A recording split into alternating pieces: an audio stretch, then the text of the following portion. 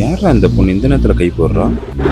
சொல்லுங்க மேடம். வண்டி கொஞ்சம் பிரேக் டவுன் ஆயிடுச்சு. போரூர் வரைக்கும் கொஞ்சம் லிஃப்ட் தர முடியுமா? ஓகே வாங்க. தேங்க்யூ.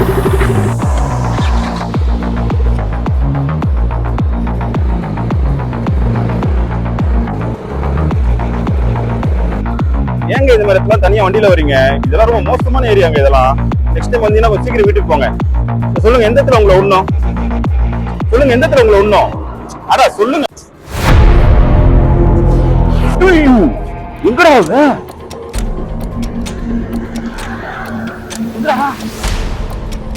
வந்தாரு? ஐயோ சாமி முருகன் ஒண்ணுடா அப்பா.